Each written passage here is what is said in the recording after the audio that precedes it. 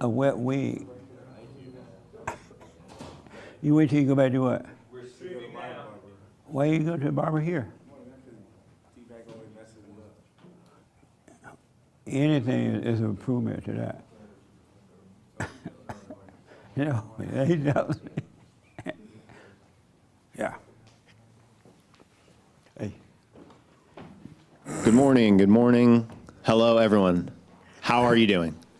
Good morning. You guys awake or just double checking? Anyway, happy Sunday. Thanks for coming through. Some quick announcements before we get started here.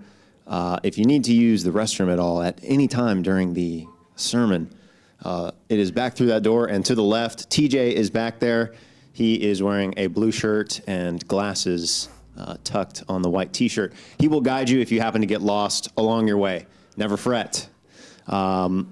And if you could, just right now, just double check your cell phone. Silence the cell phones. You know what I'm saying? Just silence the cell phones, because if they go off during the church service, it's really uncomfortable. For me especially, but for everyone else as well. It's very awkward. We'll point at you and laugh and that whole thing. No one likes to do that, except for maybe Jesse. And also, please, no food or drink in here as well. It looks like everyone is following the rules so far. Before, during, or after, please, no drinks in here. And everyone looks like they've moved pretty far forward. I don't know if you want to move forward at all or anything like that. Anyway, nice guy. All right. Anyway, this is a fellowship, so if you have a question or comment, raise your hand. I will bring you the mic, or Samuel. Samuel will bring you the mic. If we give you the mic, just hold it in the fashion that I'm holding it. Try not to flail it about or hold it too far or too close. It won't sound very good. The people at home won't be able to hear you. We will try to remind you if you're doing it. Again, just raise your hand if you have a question or comment. I will bring the mic. Sam will bring the mic. Anyways, that's all for now. Thanks for coming. Here's Jesse. Amazing. Applause for the announcements. That's incredible. What happened? So good. I know. And nobody remember anything you said. We'll remind them. What? Okay.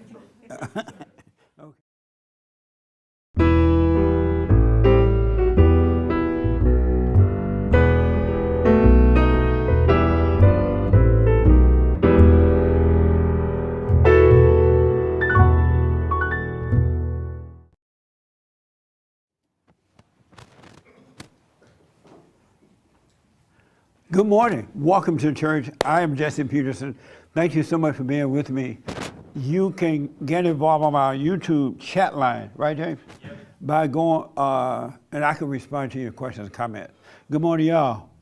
How y'all? It's nice to see everybody.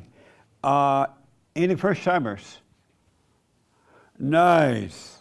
What's your name? And how did you hear about us? Oh, take the mic for me, I'm sorry. Okay. My name's Silver, and Hi, Silver. I heard because of No, she's fine. my dad. Nice. How old are you? 15. 50? 15. Oh, 50? No. 15. 15. Where are you from? Fresno. Right on. Welcome to LA. Thank you. All right. Any questions about anything? No. No? Well, thank you for coming, all right? You're welcome. Yes, sir. So you're the father. I am the father. What's your name? My name's Isaac. Thank you for coming, man. Thank How you did for you having find us. us? I've been following you for a couple years now. Nice. Probably almost a couple years, and I follow the Fallen State and the church. Well, thank you. And also the radio show. Right on. So I just really enjoy it, and I've been getting the family a little bit involved. How's that going? And we have a little. There's a little rough spots with the wife, but she's really good. So She's good? Well, I mean, she tolerates me well. She tolerates me well. So. Amazing. Yeah. Any questions or anything? Not right now. Oh, Not okay. at the moment. Well, Just thank happy you to for be coming. here. Thank you. Yes. Yes. What's your name? My name's Symphony. What is it? Symphony. And how old are you? I'm also 15. You guys are twins, right? Yeah. Well, y'all look like identical twins. It's like when I look over here and look over there, I'm looking at the same person. But you guys are not identical, you said. We're fraternal, so Oh, not okay. identical. And do you beat up, who's the baddest? She is? Oh, she like to fight? Not really. We don't really fight, but when we do, I guess she wins. Oh, you do? Well, thank you for coming. Any questions about anything? No, I don't have any questions. All right. Well, I'm glad you're here. Let me talk to your little brother. How you doing, buddy? I'm good. How are you? Good. Nice. What's your name? Marcelo, How old are you? 6 years old. Nice. My little godson is 6 years old. I think he may be 7 now, though. Did you have fun at Disneyland? Well, I'm almost 7. Oh, you're almost 7? When will you be 7? December 8? Oh, nice. Did you go to Disneyland? Yeah, How was it? very good. Oh, very good. Right on. Thank you for coming, all right? Okay. All right. Yes. Let me talk to your mother. What's your name? Sure. Sean, thank you for coming. Any questions or anything? No questions. You tolerate your husband? A lot. And what do you tolerate about him? Just about everything. About everything? Yeah. Can you give me an example?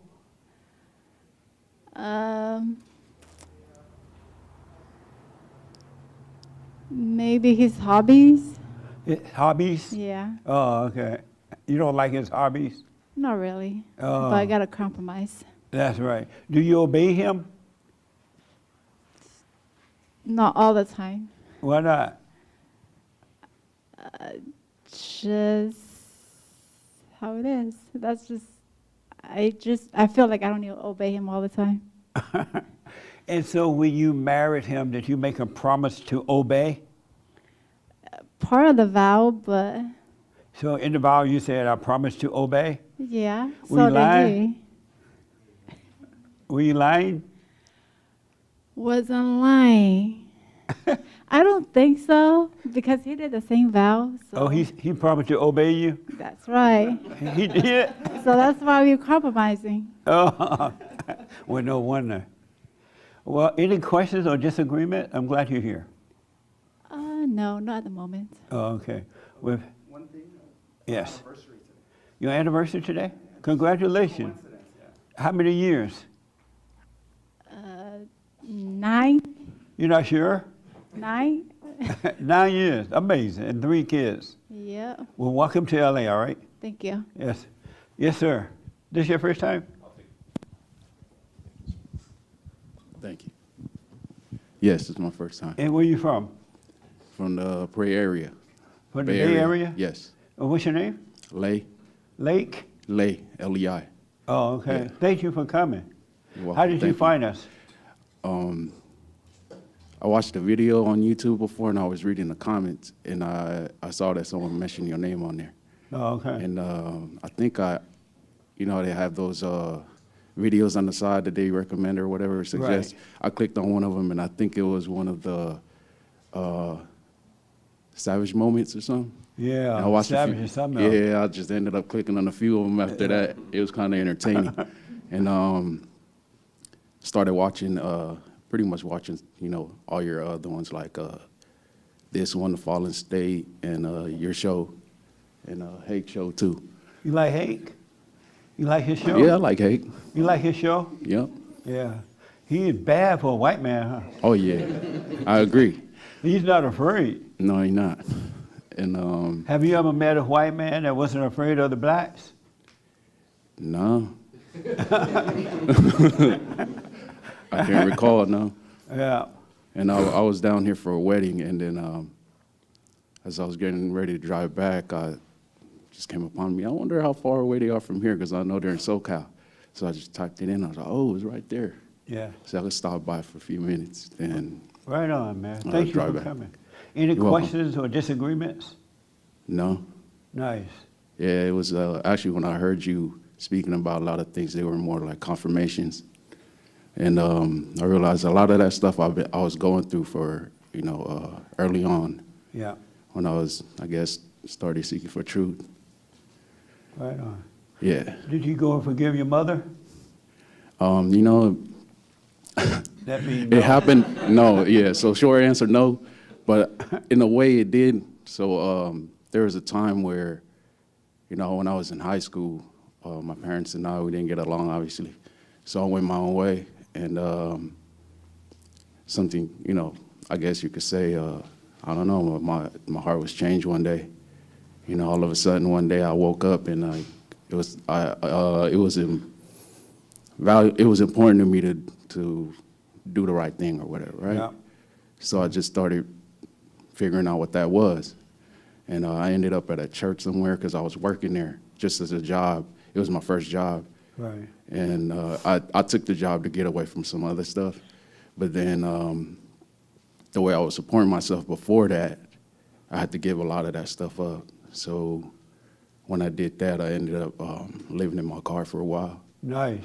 So, and I had friends, I had friends at the time. I had a girlfriend.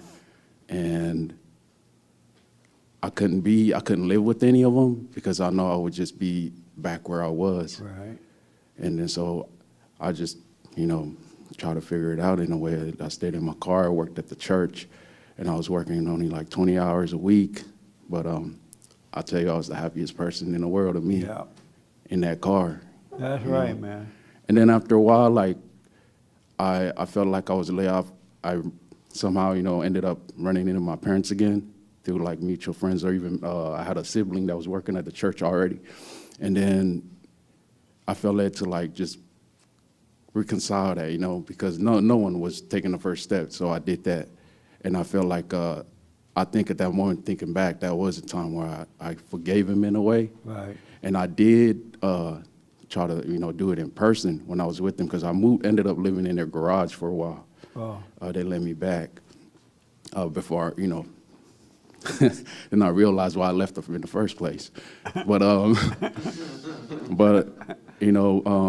slowly over time, like I would bring something up, and it was always just arguments. And, my parents are together still, so. They are? Yeah, it's my dad's house, right? So it's his house rules in a way. So I respect that. But ended up to the point talking about the anger stuff, it was a lot of yelling. And then I learned, after a while, I just had peace, and I would just sit there and let him yell. And after a while, I'm like, you're the only one arguing here. Yeah. And I guess I was free from that. But I have recently, spoke to my mom one-on-one, and I told her, hey, we need to sit down and talk, because I need to get some stuff off of me. I already got it off of me, but I want to do it while we're still alive. Yeah, God said, go and forgive. Yeah. But I want to do it with both of them Right. at the same time. How old are you now? I'm 39. I just Yeah. turned 39. Good, man. I actually started following you like this past March, Right March on. or April. Well, I really want to encourage you to face her, because you get your courage back and everything. Yeah. Your whole self. All right? Yeah. I'm glad you're here, man. Thank you. Yeah. The one thing I want to ask before we get rolling, I want to start with the young man in the back with the white T-shirt. I want to ask, are you an individual? Are you yourself? You don't fit in with anybody? Because I noticed that in society today, finding an individual is like looking for a needle in a haystack. I noticed that with the millennials, they're all the same. Once every blue moon, you may run up on one that's an individual, but that's rare. And I noticed that in the generation after that, what do they call Zs? They're all the same. I haven't seen one unique Z yet. And I looked up and down. I looked up and down the earth, and I could not find one individual in the Z category. What's the age, Chris, put in the Z category? The oldest is probably now close to their mid-20s, and so the youngest would be mid-teens, I suppose. Mid-teens. Yeah. And I noticed that in the Z, all the men are just like the women. In the Z, there's not one man that stand apart in the Z group. Anybody notice that? Whatever the women say do, they do it. Really. Women say shave, they'll shave. The women say live with me, they'll live with them. The women say wear your hair a certain way, like a woman, they'll put it on. And then they excuse it. There's no free thinking, this is not good. And in the millennial group, once, you know what I mean? Once in a while you may run up on it, but it's not prevalent. And I wonder, when did this happen where I noticed that even with over the years when I hire employees, I look for employees who are unique in their way. And so when we bring them in, we're bringing in new and fresh ideas, right? And so they'll come in and they'll say, so I interview them for the job, and what's your talent? They would tell me. And I'm like, oh, okay, nice. Because you want new stuff sometimes, you know, fresh stuff, right? No, but you do. We have a business. And so you bring them in, and then they'll be, you know, cool, but after a while they become just like all the other employees. Nothing new, nothing fresh, it's the same old stuff. And you wonder, what happened? I remember we had one employee here, he's not with us anymore, but so don't look at the ones here right now. They're gonna be wondering, who is it? He was very talented. And he was kind of bold, right? And it just did his thing. So I gave him a certain job to do, and after a while he went dim. He just had no ideas, he just became like everybody else. I wonder what happened. How did he lose his identity? I was watching the Prime Minister of Hungary, and he was being interviewed by Tucker Carlson. And it was fascinating. And that's what really got me to thinking too about there is no individuality right now. It's rare. When I was growing up, it was everywhere. It was just, you could tell a unique person. And when the world tried to bring that unique individual down, their friends and everything, they stood strong. And most of the time when you're individual, you have to stand alone because the world would turn against you. I don't care what it is you do, right? But this Prime Minister, Tucker, in his country, what he's doing, he's about family and closed borders. He don't let nobody in. If you happen to get across the borders, they'll stop you right there, they'll interview you, they'll take pictures of you, and they'll walk you through a little door and you back out there. They don't play. And they're for family and country, so they encourage people to get married, have babies. They don't let them in. And so Tucker asked him, why is that?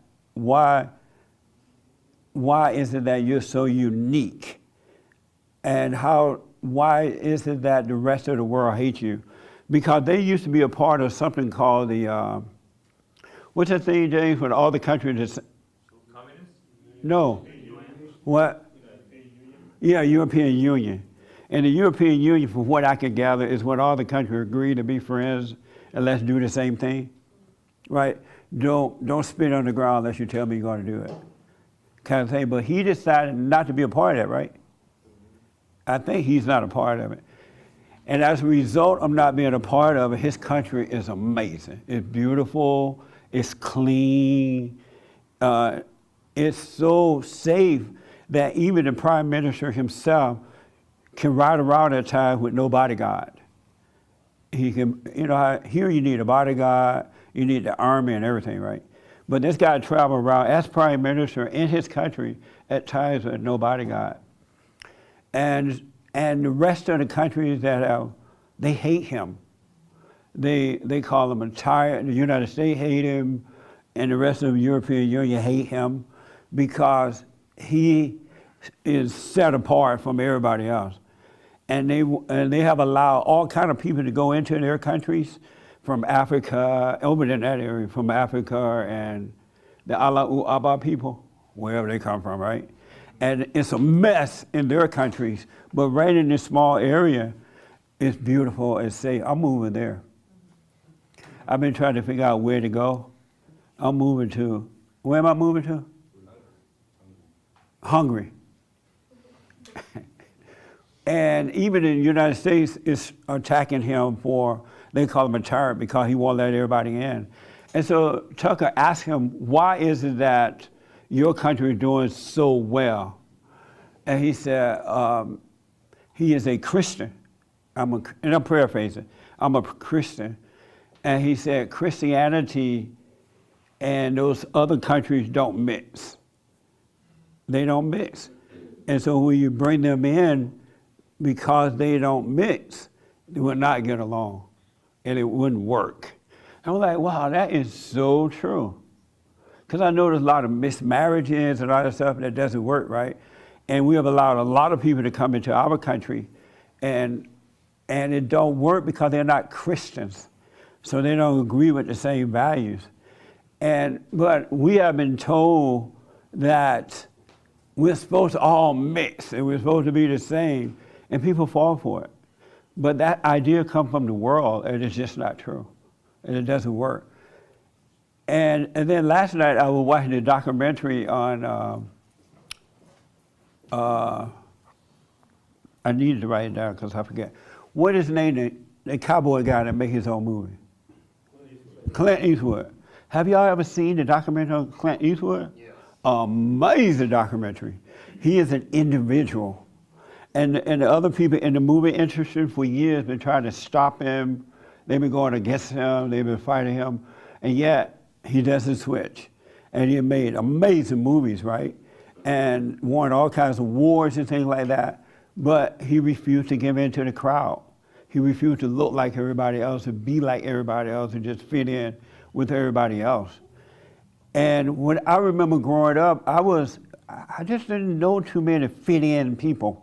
I knew some, you know, of course, because there are always some weak people. Weak people fit in with the crowd. It's like driving in the parking lot to the airport. Everybody trying to get right at the front.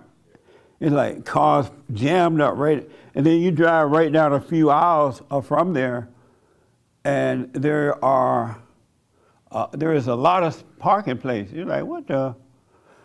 Because everybody want to fit in. Most people are afraid today to be alone, to stand alone. And Clint Eastwood has been a perfect, and he's gone through a lot, but he's been a perfect example of standing alone. And I noticed that when you stand alone, your talent come out. What God has created you to be, it will happen because you're not trying to fit in, you're not trying to get along, to go along, and all that kind of type of stuff. I remember growing up, even as a kid, even though I was beta baby, I still refused to just fit in. I went through a lot, people say stupid stuff, but I would not fit in. I remember when older people used to do wrong stuff, and I would say, no, that's wrong. And one of my aunts told me, I was like a little kid, right? She did something that was wrong. I said, that's wrong, whatever I said to her. She's like, boy, your mouth gonna get you in trouble one day. You're not supposed to talk to older people, right, like that. But even today, since started born, I've gone through a lot, but there's nothing in me that want to give in. I can't see not being me, because you can't be happy being someone else. I had some preacher call the other day telling me what I should or should not say. You shouldn't say this about women. Or if you, I'm like, well, is it true? Yeah, it's true. It's true, but it's how you say it. How do you say the truth? You know, how do you speak the truth, right? But, so one of the things that's wrong with the world today, there are no individuals. Rare, and the world's falling apart because they're listening to the world. I was even thinking about the vaccine shot thing that they're pushing right now. I was thinking, these people are mad at you because you won't take a vaccine in your body, and they're trying to make you take it. They're dividing the vaccine people against the unvaccinated people, right? And they're like yelling and fighting and carrying on. I never knew that one day in America that someone will force you to put something in your body that you didn't want. That, it's just crazy. But a whole lot of weak people are falling for it. Do what you want, but a lot of weak people. There are no individualities right now. At my gym, there are a lot of young black guys that go there. They look a mess. They got all this dry stuff on their heads and tied up with ropes. And I'm glad you took your head rag off because I wanted to mention this today. And then they got head rags around it and looking just like a woman by the head. And I'm like, where are the individuals? A man cut his hair, he looked neat, he doesn't look like a woman by the head. So and then I looked I'm telling you, I looked up and down the earth, I could not find one. So I was thinking about the intellectuals. They're all about science now. Have you noticed that? And they're using it in a way where it's destroying the world. It's not effective at all now. And then I looked at the Bible thumpers, the preachers and all that. They're about theology. Isn't that the word I asked you about? Yeah. They're about theology, and they are not about God at all. They are not about salvation. They are not about becoming sons of God. They're about theology, and they're all the same. They say the same thing. They have the same pains and misery, but they're all about the same. There is no individual. So I want to know what happened and where are they and how do we get them back? All right? Are you an individual? Yes, sir. And why do you say, no, right here in the mic, yeah. Okay. Are you an individual? Yeah. I'm sorry? Yes. Yeah. Yes. Yeah. And why how do you know you are?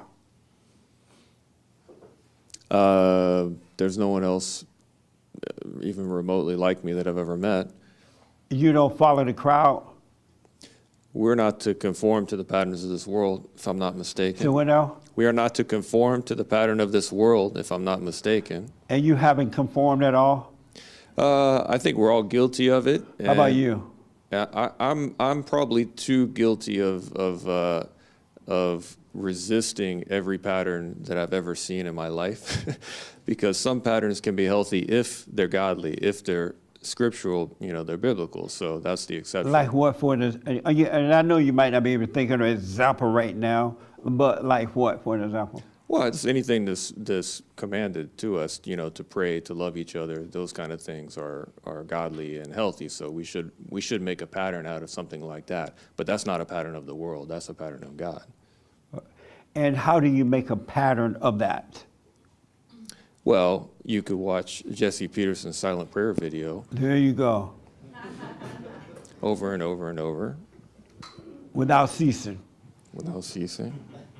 As a matter of fact, as you were speaking on the topic a couple of minutes ago, I hadn't given a lot of thought to it, but as you were speaking on it, I was kind of meditating and breathing, and the Lord was revealing some things on the topic. So I think it's a good one to bring up, and I think God has made us all unique, and we need to accept that and find the way to use those talents and those gifts to serve Him and to grow the kingdom and to love each other. So.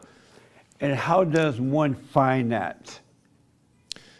For me, it's through a relationship with Him. I've had to struggle because I think it's easy for us when we have a certain talent to build up our ego around that talent, to decide that I made this thing called me, this greatness that I have, this skill that I have.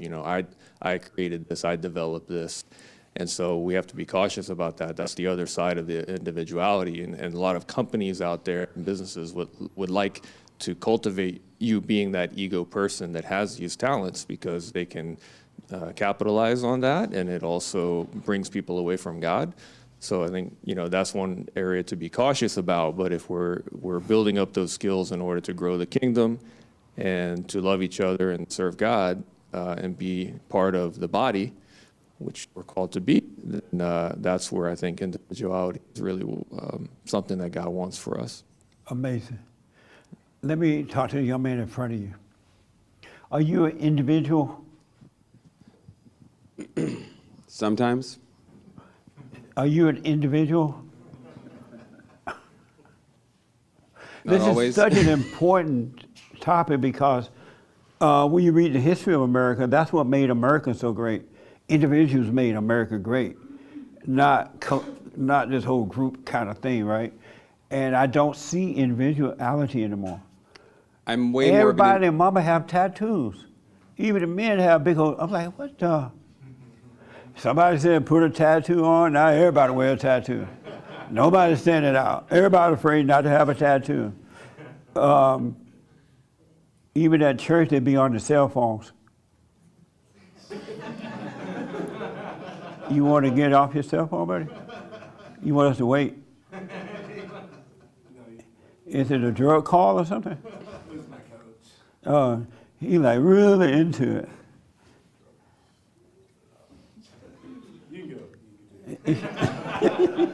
Thank you. You don't want Chris to come up here.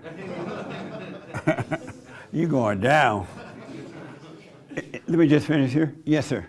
I was just going to say that before I met you, I was not an individual because I lived completely in my ego. So I was always trying to please other people and have them make me feel good. But since meeting you and listening to your message, I do have way more confidence to be an individual and not just to go along to get along anymore and not to care so much if people like me, just to say what I believe to be true. What is it like not being yourself, but fitting in with the crowd? It's like it creates so much anxiety and stress because it's like something you could never get enough of. The more that you get feedback that's positive, the more you need to feel positive. And it's like, yeah, you feel weak. Yeah, I can imagine. Yeah. I remember when I was like really in sin, doing my sin stuff, right? I knew I was wrong, I just didn't know how to overcome it. And then the people around me were doing their stuff too, and they would pretend that it was right. I'm like, something wrong with this? I knew it was wrong, but I just didn't know how to overcome it. But I noticed too that everybody promote the same thing as though it's a right, and people are afraid to go against it. I was looking at this video the other day, a guy up in San Francisco, I guess. He had some type of antique store, it seems. And some man came in with a dress on. Did y'all see that? Yeah, that was awesome. We'll play it tomorrow on the show. And the older white guy that owned the store, he must have had a sign in the window that says, what did the sign say? I think something about no homosexuals or trans or something. It's something about transgender, how stupid they are. And he was, this guy, the big white guy came in a dress and a blouse. And that man was like, and so it shows them arguing. And the old man said, no, you're not a man, you look stupid. You're a woman in a dress. No, other way around. He was a man in a dress. Right, you're a man in a dress. He like, no, I'm a woman. He like, no, you're not. And he like, well, I'm gonna see what my friends think about you, or something like that. I'm paraphrasing, but you'll see it tomorrow. And he was like, well, every time I put the sign up that says you're a man in a dress, my business goes up. Somebody got to tell the truth. Somebody got to be, and I respect that from that guy. And he's from the old school. But in the old school, there are more individuals than there are in the new schools. It's all the same. He was like a white Jesse. Yeah, but because he's from the old school. Yeah. I don't know. It's just crazy what's going on. And I think I know why it's like this, and we'll get back to that in a minute. But anyway, it was miserable being everybody else instead of yourself. It was really miserable, especially when in the end, those people, when it came down to it, all turned against me anyway. Yeah. So it was like, what a waste of my life, trying to impress them. So now, yeah, I take it. Did you grow up trying to fit in with everybody else? I grew up, I didn't actually fit in. I was like the troublemaker kid in the family, but I had immense pressure from all my aunts and uncles to fit in. Like they said, you have to be this way, you have to be this way. And I wasn't that way, but I learned how to still fit in other ways. You know what I mean? Like I would rebel, but I'd go get tattoos. You know what I mean? Amazing. Yeah, so I was just doing the same thing, just in different ways, really. I remember when tattoo first became a big thing, and at the time the church said, your body is the temple of the Lord, and you should not put tattoos on, right? Because you're defiling the temple. And that alone kept me from tattoos. But there are so many Christian people now in tattoos, not even funny. But that alone kept me away from them. And I'm glad now I didn't do it. Because when you get older, tattoos, they look awful anyway, but they look worse when you go, because your skin all wrinkled, nasty. You feel a bit silly. Yeah, you look silly, can't take it off. What a mess. What a mess. And so, did you know you, at the time when you fit in, did you know you were fitting in with the crowd, fitting in? No, I just thought that's what everyone else did, and that's what I was supposed to do. I didn't realize I wasn't being a godly man by doing that. I wish I would have met you earlier. I noticed that fit in people, you can't tell them that that ain't right, you don't look right. Because they're fitting in. They won't say, oh yeah, am I wrong? They're like, no, this is right. This is right. But anyway, and so now you're fit in sometime and sometimes you don't, right? No, now I make a conscious effort not to fit in, and to speak up, yeah, and it's way better. Oh, okay. I got the best compliment ever. This guy watched your video and he said, oh, Nate's kind of like a white Jesse. And I was like, wow, that is so cool that he thought I was like Jesse. I know it's not true, I'm not there yet, but just that he even thought that about me, though, I was like, that is the best thing anyone's ever said about me. Amazing. I know, it's cool. Are you able to deal straight up with your wife now? 100%. You're not afraid at all? Not at all. She doesn't make you cry? Never. Oh, she never makes you cry? Never. She used to be able to, but not anymore. Your wife used to make you cry? My wife used to be able to make me cry, yeah. Wow. I know, I was weak. Yeah, I understand. But not anymore. And now you're strong. And what's amazing is how I've seen my daughters completely change as well because of that. When that dynamic changed, absolutely. They'll get a bit of that anger, but they'll come back 5 minutes later, apologize. They can see it, it changed everything. That's right, because the light is in the Father. Yeah, I so believe that now. Yeah. Yeah. Nice. I'm glad to hear that, man. Yeah. Amazing. Let me take here first. Yes, sir. Jesse, I just want to say, I want to tell you a story. Is this your first time here? No, it's my second time. Oh, okay. It's been a while since my first time, but let's catch up real quick. All right. I want to tell a story about when I was in 8th grade. Me, my friend Matt, me and John. John and I. Yeah, we wanted to, Don't the three ever of us. let hate hear you say me and John. The three of us. Okay, we were best friends, and we told my mom that we wanted to get tattoos and ear piercings. She said, wait till the end of the year. We waited till the end of the year, and we said, all those kids with that stuff, in those terms, we said, that stuff is gay. Yeah, absolutely. I never understood, and I know there's some guys here with earrings and all that stuff. I never understood. Well, I understand, but I never understood how any male was convinced to put on earrings. Because that doesn't even feel right. It just feels gay, right? Putting them on. Like you're up in the morning in front of the mirror, putting on earrings. And your body tells you, isn't that so pretty? Look like that's the sign, don't put them on. But the guys put them on anyway. Fit in kind of people. Amazing. Yes, ma'am. I just had a question about. Are you an individual? Now? Are you an individual? I'm not sure. Are you an individual? No. Now? I'm not sure, no. You have to go around the mountain to get the truth. Because I'm getting there. I'm like he said. What caused you not to be an individual? Not when fitting you were a in little my girl, family. or? Yeah, I remember actually. I was gonna share with you. I remember the day I stopped being an individual. Like clearly, it's like the most clear memory in my life. It was like I was always, when I was a kid, I was born in a family that was really promiscuous. I didn't believe in God. My mom was always with a lot of men.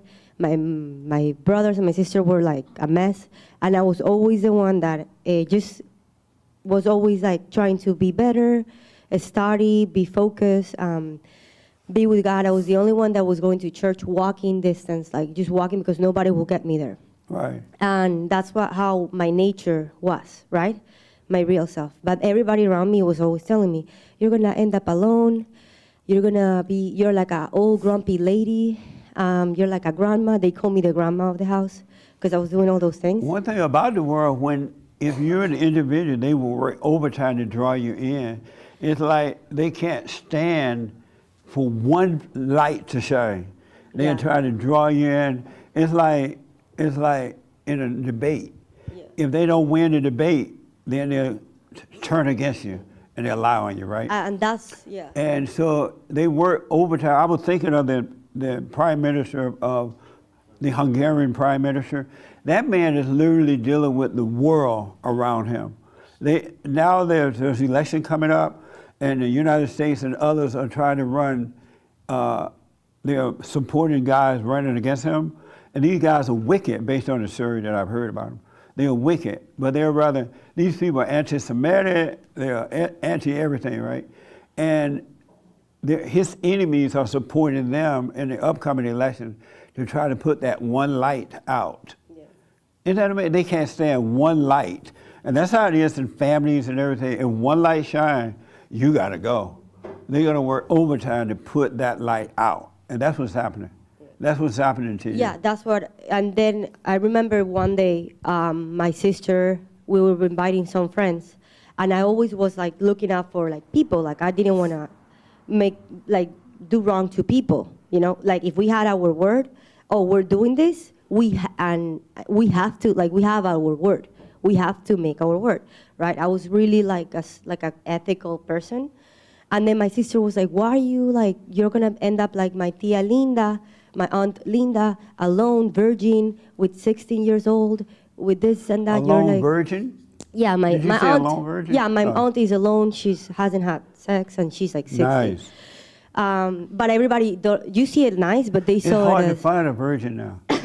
they saw it as the worst thing in the world. It's like 10 years old, they're gone. Yeah. So, well, yeah. So then I remember that day I was like, And so what happened? yeah, What happened? I felt such a pressure with everybody telling me I was always like an old lady and I was gonna end up alone. I was just like, okay, whatever. Let's just don't answer the phone to our friends and let's just go do whatever we want to do. And I remember the separation between myself and the new me, that it wasn't me. It was such a hard thing to realize, and it was just a separation. It was like completely out of body experience, and that's when I remember, oh my gosh. And then I just went off, and of course it took me time, but I just kept going and going, and you just get into this hole where you just keep going and you're not stopping. And I then disappeared, myself disappeared. I was always doing what my family was saying to do. Yeah. And it was horrible, and I resented. I had a lot of resentment till today with myself because I allowed that Linda to fade away. Well, when you're young like that, you're not to blame. That's why you have parents to protect you from evil like that. Yeah. And if they don't protect you, then the world will do that to you. So that's not your fault. You shouldn't feel guilty about that. Yeah, I'm now that you're realizing an that. adult, Yeah. you should just realize you're wrong I'm and go realizing. and forgive, but don't judge yourself. Otherwise, you would never overcome it. Yeah. Because that's how you stay in the darkness, by having an opinion about it. And I It's think enough that's the to one see it. thing, because you're asking me if I'm an individual, the guilt that I feel for being part of the world, that I have been feeling because I'm getting better, it's the one that has kept me to don't be an individual. Because it's like, who are you? Like, you're not worthy of this. Like, you're not worthy of being an individual because you've been lying to everybody about who you are. Yeah. This is not for you, kind of thing. But I wanted to ask you something about people that try too much to don't fit the crowd, like almost like a rebel, like. Oh, that's a good point. Yeah, because Well, my hold sister that. is I like want to that. kind of end it with that. Tell people about that. Yeah. Remind me to answer that. Yeah. All right, I do want to answer that. Yeah. All right. Yeah, I definitely do. Anybody else? So who else is not an individual? Don't be afraid to say it now. That's why I like to ask the question before I lay it out. Everybody else are individuals here. You're not an individual? Right here.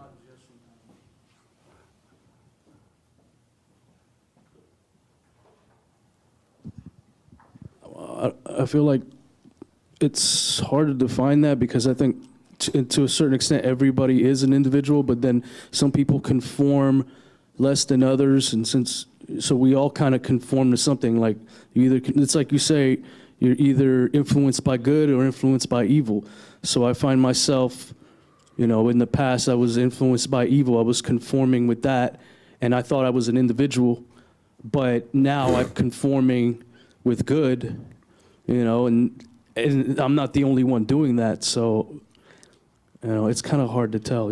I guess sometimes I'm an individual, sometimes I'm not. So sometimes you are, sometimes you're not. Yeah, because I think sometimes we have to conform with good ideas. You know what I mean? So Why do you think that?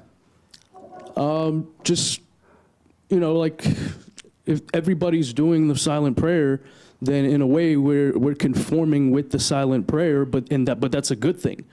But I guess everybody does it in their own individual way. Nobody does it exactly the same amount of time and all that. So I guess in a way we're all individuals in that way. It's kind of So you don't really know what it is to be an individual. I do, but I feel like it's hard to define because there's ways you could say everybody's different. Nobody is exactly 100%. Like who? I mean, like you said earlier, like the Generation Z's, like they're more the same, but they're still a little different from each other. No, they're all the same. They all look alike. They act alike. Yeah, that's true. They all dye They their hair. walk alike. Yeah. They all the same, like they came from the same person. I guess it's a generational thing then, because But yeah. so you don't know what it is to be an individual. I And it's do, not a contest. yeah. We're fellowship. So relax. I do, but I don't know if I'm 100% an individual. I think I might be an individual who sometimes conforms. So you think that it's possible for an individual to conform? Yeah, I mean, we all speak English, so we're conforming with that, in order to communicate with you. So sometimes you have to conform a little bit. What would you rather speak? I wouldn't rather. What the? I think like sometimes we have to conform to certain values, like speaking English, believing, following right instead of wrong. What God would want for us, yeah, conforming with So God you're not would want for sure us. if you're an individual or not? Yeah, not sure. Maybe pressing the off and on button. Yeah. So you're not sure if you're an individual or not? I don't know. Sometimes I am, sometimes I'm not. It's weird. And how do you decide not to be? So you're walking down the road, you're an individual, and by the time you get to the stoplight, you're the group. I guess sometimes I have to agree, not make myself agree with people, but I just automatically do. I guess, so then I could say I am an individual because I choose to agree or disagree with people. So I You guess choose to be a group thinker. Yeah, sometimes and I you choose to think with the group, but Why it's would not you do that? because I agree with them. So it's not like I'm forcing myself to agree with people. I just naturally agree with them. Okay. I don't choose to, like, I'm not a contrarian. I'm never a contrarian. Like, some people just will disagree with you just for the sake of disagreeing with you. Like, they really don't know if they agree or disagree. Right. They just want to be on the other side just to piss you off, so. Yeah. Okay. Yes, sir.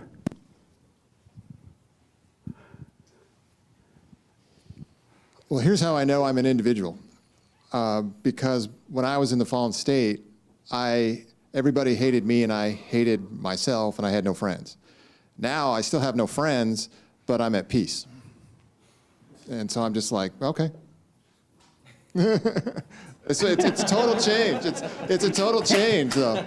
It's a total change, Jesse, because it's like I can see I've been reflecting on, like, through my life and people around me I work with, and I'm like, wow, these are a bunch of males. They're women's and males' bodies. Their spirit. And like one client, he's like, God, we have to have passion for what we do. And I'm like, what? Why do we have to have passion? I don't want to have passion. Amazing. So I'm like seeing this and I'm just like, I ain't going along with that. No way. All right. I was reading a comment, and sometimes I read them and most of the time I don't. And it was about, I guess something I had said in one of the church services about Adam told Eve, Eve didn't listen to Adam. He told her not to eat the apple, but she ate it anyway. And somebody commented in the thing, Jesse's wrong.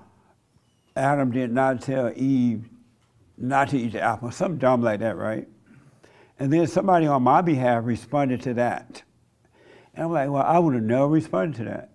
That's such a dumb statement that I wouldn't even respond to it. Who's going to argue about if Adam told Eve not to eat an apple or not?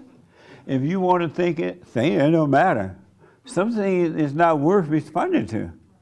You know what I mean? Or maybe I'm wrong. Ernest, are you an individual? No, I don't think no. You're not an individual? I don't think so, because I can still see myself, you know, kind of wanting to be liked by the world, and so sometimes I'll go along with, or not totally be myself in certain situations. And how did that happen to you?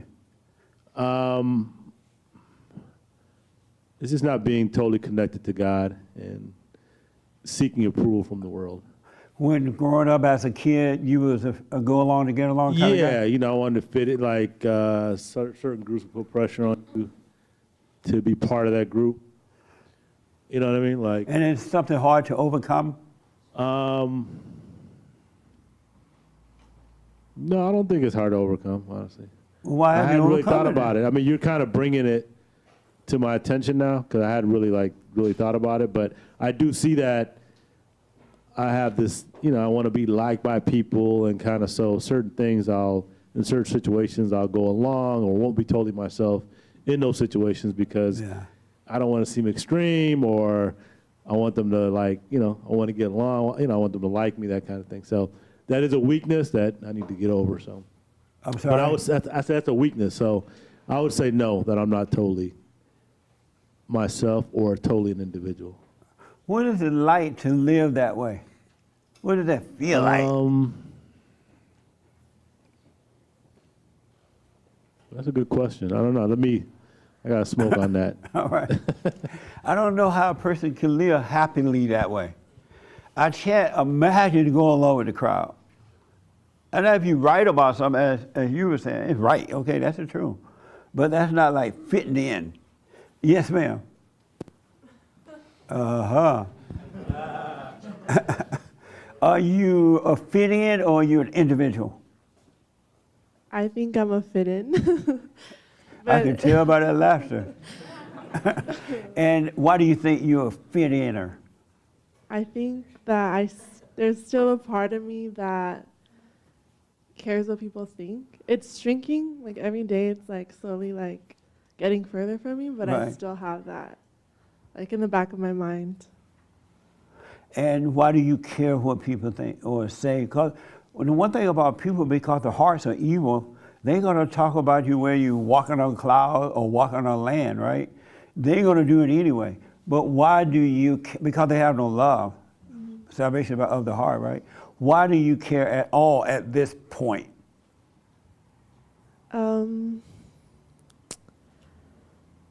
I think I'm still growing and the ego is still there. Yeah. It's not like as strong as it was like when I first started listening to you, because I am able to speak up, but maybe not be like, say exactly what I want to say. You don't say exactly what you want to say? No, like I do speak up, but like I try to be nice about it still. And why? I don't know. I don't want to hurt nobody's feelings. I'm sorry? I don't know. I don't want to hurt like anyone's feelings. You don't want to hurt their feelings? Yeah. You don't love them enough to be straight up honest? To be like completely straight up? No, probably not. You don't love them enough to be straight up? Mm-mm. Yeah, I understand that. And what is it like to live that way? It makes me like I do want to get to a point where I want to be like straight up, like completely. But so I guess it's just like I know that it's possible to get there. It really is. So like I'm encouraged by that, and I know like one day I will like completely be honest with people. But yeah. Amazing. You had your hand? I was just saying, why do I worry about other people's thoughts? Yeah, why do you worry about what other Worry people about think? They don't have the silent prayer No, why do you worry about what other people think? because they're stuck in their thoughts, and I want No, them to do the not silent them, prayer. you. Oh, you worry about Oh. them because they're in their head? Yeah, they're in their head thinking Why about do you me. care about that? If you love them, you would tell them the truth. But I would tell them the truth. But I'm just saying, I worry for them because they're in their thoughts. Oh, okay. I only dive into my thoughts when I'm ready to do the silent prayer after and get out of them. Amazing. Nice. Are you an individual? Absolutely. Oh. Right here. I'm gonna say yes. You gonna say yes? Yeah. Why are you laughing while you say it? You looked at me like, I'm gonna say yeah. like you don't believe it. No, I'm gonna say yes. And why do you say yes? I say yes because I'm at a point where I don't really care what people think, and if they tell me something, I'll listen. But again, unless it's something it sounds right and I research myself, it's kind of one ear out the other. And why should I want to make someone like me or appease someone?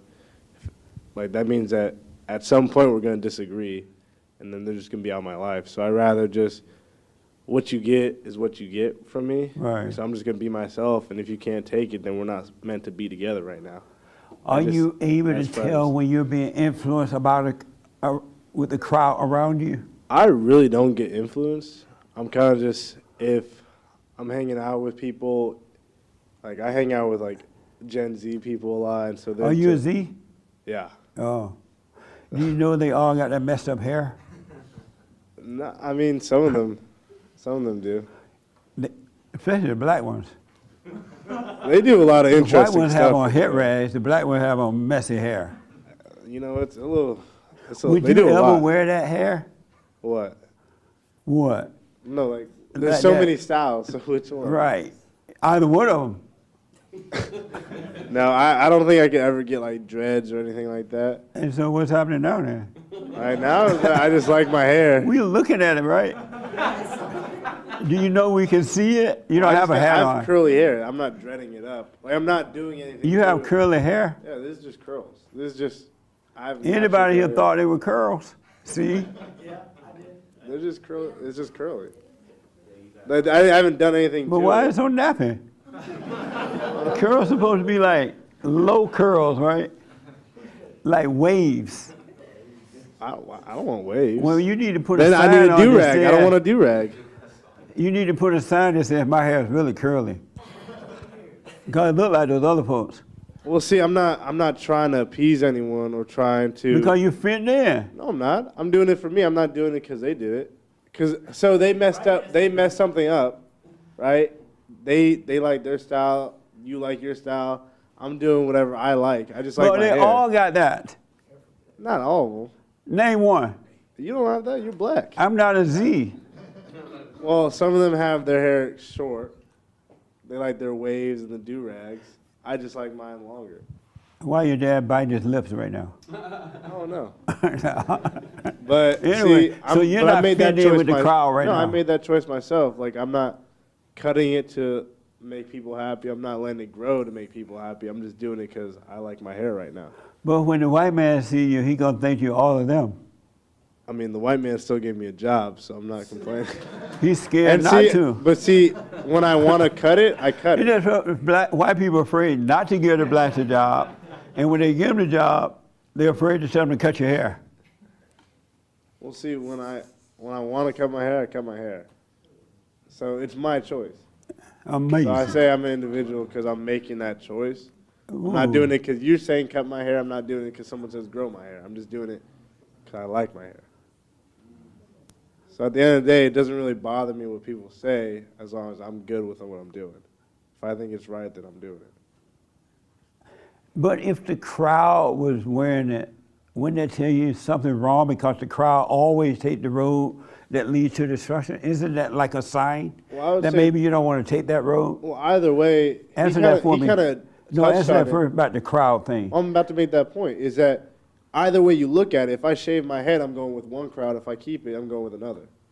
What do you mean by that? Because you're saying, But in your generation, there's no one looking neat.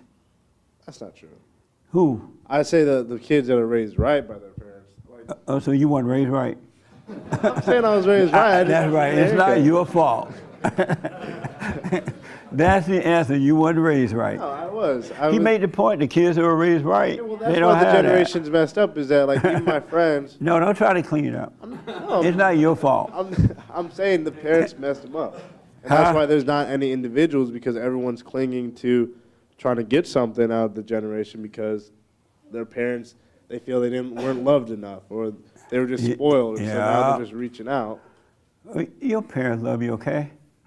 You raised me, so like. But not like that. No, but I'm still an individual because I still have my dreams and my passions, and I'm doing what I want to do. You have dreams and passions? Yeah. Well, I have goals.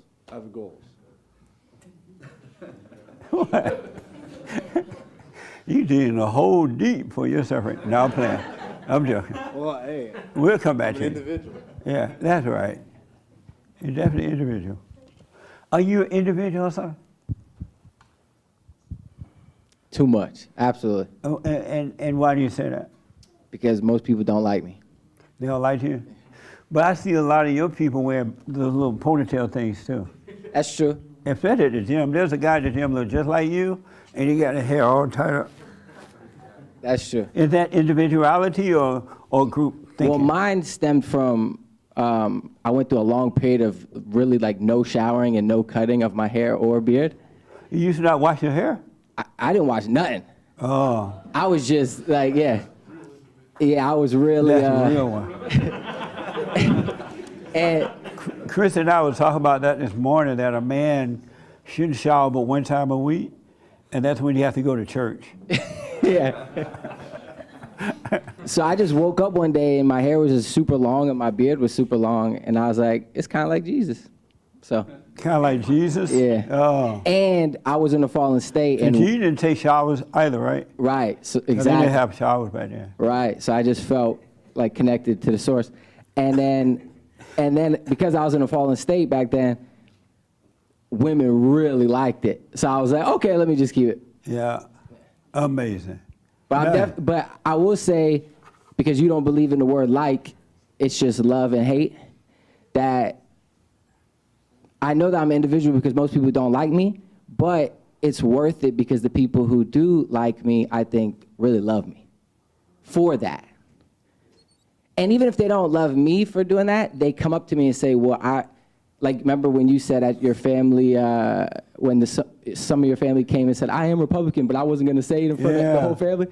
People would come up to me and say, I wasn't going to say it in front of everybody, but the fact that you stood on that really inspired me, and I want to do that too. Yeah. So that's almost worth it. Those few people that come up to you and say that gave them courage, it's worth like everyone else. That's what individuals do. They encourage, because there are some people, monster crowd, that want to be an individual, right? And because they didn't have parents that was individuals, they become weak like the parents. But there's that one that want to see it. If they see it, that'll help. So we had this family reunion, and I was attacked by the family because I'm a Republican, right?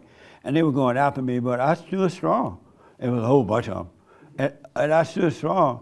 Just like, because I give people the okay, you be what you are, that's fine. You want to be weak, I'm okay with that. But you can't tell me I got to be weak along with you, right? Because I noticed that group people, they can't stand for one person to stand alone. They all attack you. But I'm okay with, you can be whatever you want, but I have the right to disagree and I have a right to agree. And at my family reunion, I just stood strong. And after the reunion was over and everybody was leaving, some other family member came over and they whispered to me, I'm a Republican too, but I ain't no way I'm gonna say it up in here. I was like, what the? I done went through all the hell by myself. And y'all sitting in the crowd, it was 3 of them. And I had to fight all by myself. But that's what's gonna happen. When you're an individual, 99.99% of the time, you're gonna stand alone. Think about Jesus Christ. He had a bunch of disciples around him, John and all those guys. But when trouble came, a lot of them didn't stand with him. They were afraid. They went in here. They did this, and they didn't speak up, right? When you, and I'm gonna tell you in a minute how to get there, but when you're truly an individual, you're gonna have to stand alone. blood family, individuals, husbands, wives, they're going to turn against you. But because you're a true individual, you don't care. It doesn't bother you. It doesn't stop you from standing alone. And men, y'all need to be that way. God meant for y'all to be that way. You're supposed to not fit in with the wife and with the children and so that they can see the light and see the right way to go. That's your whole purpose. Christ never tried to fit in with anyone. And they attacked him like 90 going north. And they call him everything in the book. They even call him gay. Like, you gay. He's like, no. But the attacks because they're trying to make you fit. I'm looking at what's happening with Florida and Texas right now. They're like totally under attack by all the weak states in this country, right? They ain't happy that 2 states decided, well, I'm gonna do it this way. You gotta do it our way or no way. And they're like trying to destroy these people. And I know why, but y'all need to wake up, all right? It's okay to be an individual. It's really okay. Yes, sir. Oh, okay, let me take here and then I'll take you.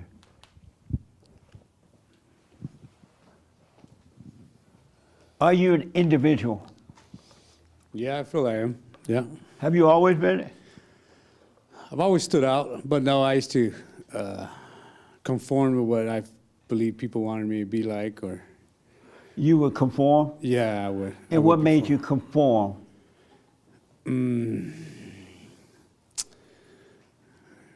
Just being part of the crew, or part of the group. Was it uncomfortable not conforming? Were you afraid to stand alone? I would I'd say sometimes you feel like you miss out on something, an experience or something, or a group thing. But yeah, it was beta. It was a lot of energy wasted. I remember old timers would tell me like, you spend too much time trying to please everybody, Yeah. And I'd be like, oh, I can do it. I can do it all, Now I look back, I wasted a lot of energy, a lot of wasted time. I should have put somewhere else. Yeah. How did you feel about yourself trying to fit in? What I realized about individuals, God really, really use your talent to the fullest because you're willing to stand alone. And He bring out the best of you, whatever. I was reading about a guy that, I don't know, he's like owned a liquor store or something, I forgot what it was. But he was an individual that stood alone, and he had a major impact on the rest of the world. Because he stood alone, God used him for other stuff too. But if he had tried to fit in, he would just been a liquor store owner. But He used him for mighty things. God cannot use people who want to fit in with the crowd. That's why the crowd go to hell. Because there's no light in there. Zero light. Yes, sir. So at the time, did you know you were trying to fit in? You're like, this time I'm gonna be weak. No, but I was good at it. I think I was raised like, I think my life put me in situations from a young kid to just hurry up and blend in, and constantly moving, different schools and different, I know one of the things that caused some kids to fit in is like in the family, if you're one of the children that mama can't control, she'll make you the enemy of the family. This is the bad child. He or she doesn't listen. You guys are the sweet children. Y'all listen to mama. And so sometimes it's hard for that one child that don't put up with it to hold on to their individuality, especially if the father's not there to protect them. I've seen that happen over and over and over again. Over and over. So they tend to lose it when they're a child because the parents are impatient. But you're coming back to yourself now? Yes. Nice. Yeah, big time. Amazing. Good, man. Yes, sir. And then we're going to take the biblical question, then I'll tell you how to get there. All right? Well, I'll suggest. Yes, sir. Hey, thank you, Jesse. I'm a much better person from listening to all your messages. Thank you. You're welcome. I wanted to ask, so that I can learn, there was a gentleman that was in the back here that was wearing one of your shirts, and I'm not sure exactly his point, but you said to him, well, why do you worry about what others think? But then the gentleman in the front row that said he just is okay with wearing his hair the way he wants, and he's okay with it. This one right here? He's the only one that's okay with it. Yeah, but he's okay with that. And so my question is, why does he need to worry about what others think, but the guy in the back row, you asked him, why would you worry about what others think about you? And then the man with the man bun, the one that I used to have, because I'm a former man bun man myself. What made you wear it when you used to wear it? It was just the freedom, the ability. The freedom? Yeah. It How grew, that and I free just to let it have grow. a lady style hair? Yeah, but what about Samson, and what about Samuel? Who is Samson? Samson is the guy that killed all the Philistines with his great strength. Where is Samson now? Well, he lived his life for Jesus, or for God at that time. And so you wore your hair like that because Samson did it? No, I just wore it because I have the same. How you know Samson wore it in a bomb? Put up. No, just length. Just length and not cutting it. And I kind of have I know, but how do you know that Samson tied it in a ball like? No bun. Just that's what I would do with it, and that young man seems to do that also. But just the fact that he has long hair, he's okay with it. And the gentleman next to him also said he's okay with his hair being anything other than what you had suggested. Who's right?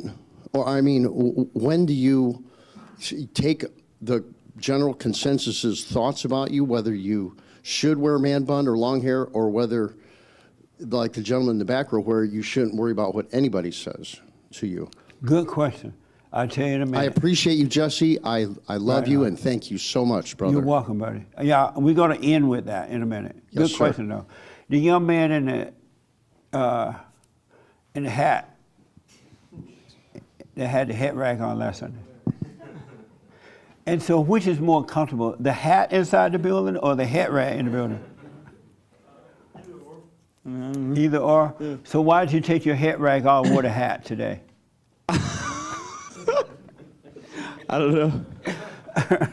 Are you an individual? Yeah. You are an individual? 100%. And how do you know? For the same reason that you said everyone hated me when I was in the fallen state, they really did. And then now people hate me, but I know who I am. Why did they hate you in the fallen state? They hated me in the fallen state because I always just said what I was going to say. I did what I was going to do, how I was going to do it, whenever I was going to do it. And they hated that. I mean, I never really cared. Like, even when I was in the fallen state, I always said that Trump was a good guy. And everyone really they already hated me because I said that I'm a proud, like, skinhead and, like, stuff like that. Like, but they really hated me after that. So even when you were in the fallen state and you were wrong, you didn't care about that? Well, when I was wrong, you didn't care what people thought about it, even when you were wrong. No, I didn't care. Why you didn't care if you were wrong? Because it was like I think I more liked being hated. I kind of liked so it it. was more ego driven. Yeah, it was more ego driven. So that's not an individual, though. How? If he's ego driven, he's not an individual. You little skinhead. No, but I never. I'm a proud skinhead. But I never cared if people agreed with me or not. But an individual doesn't mean you don't care about being wrong. You do care about being wrong. Oh, okay, I see your point. I mean, I still think I fought more for the truth. I just said things to sound like. Because you were on an ego trip. Yeah. That's not individual. Okay. Yeah. Well, then I guess after I came out of the fallen state, I was definitely an individual. How's your life going now? My life going now? Yeah. Is going great. How's everything? I mean, everything is well. I'm still alive. So you moved away from your mother again, right? What? No, What the? I went back, but I got fired from a This job. interview to move back to mama. I'm trying to find another job. What happened to this one? Oh, I refused to wear a mask, so he fired me. Oh. He said I was a liability. Why you refuse to wear the mask on the job? Because I don't believe in it. I'm not going to do it. Oh. I'm not going to wear a mask ever. I don't like that. I can understand about the shot thing, but you didn't respect the boss enough to wear the mask at work. No. Oh. What do you think about that? Did he do the right thing? Yeah, he did. He did the right thing. I think that if he doesn't want to wear a mask, he shouldn't be forced to He wear should one. just quit his job and be unemployed, I move think back that home they with should mama. let him keep working even if he doesn't want to wear the mask. So what now? I think that they were wrong for firing him for not wanting to wear the mask. But is it a private company? Yeah, it's a family. Does a private company have a right to set its own rules? I have to disagree. Wait, let me talk to him for a minute, then I'll come back to you. This your first time here? Yeah, it's my first time here. My name is Enrique. It's my friend Zahar. He invited me here. Oh, well, thank you for coming. Yes, thank you for having me. If it's a private company, does a private company have the right to do what it want to do? Yeah, just like how restaurants and places, they don't let you in unless you have the mask because they own it and it's their rules. Yeah, it's their laws, but Yeah. they have a right to it, right?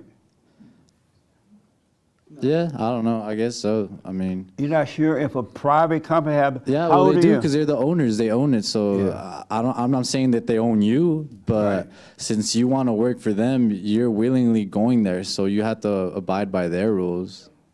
Yeah, that's right. So let me ask, let's say you work for a private firm, and they said you have to wear a mask, right? You said, well, I don't want to wear a mask. Well, if you want to work here, you got to wear the mask. Is it best to wear the mask and find another job and then leave, or should you just quit your job, take off the mask, and run home to mama? Well, this is what I think. I work in No, construction. answer that for me first. Is it better to wear the mask or run to your mama? Wear the mask and quietly look for another job and leave that job and go to your new job that you don't have to wear the mask, or should you just quit the job and run home and live with mama? Wait, hold on. Well, I think that if you're in need, like I would just do what they say, just rough it out. Who cares? Wear the mask. So it's not best to quit and run home to mama? No, it's not because if you So what do need you think about your friend quitting and running home and living with mama? They fired him. Right, but if he had worn the mask, they would not have fired him. Right. Right. So what should he have done? If he had asked you, you know what, what's your name? Enrique. And Enrique. Yeah. My boss telling me that I need to wear a mask. I'm about to quit and go live with mama. What would you have recommended? Had he, I would just be like, just wear the mask, man. But I understand his point. Stay with me. Wear the mask and what? What? You would have told him what? I would have been like, just rough it out, wear the mask. But I understand why he doesn't want to wear it because it's. No, you I can't understand that breathe. too. I totally understand it. But you would have recommended what? Just to keep the job because you need it. Right. Thank you, man. How old are you?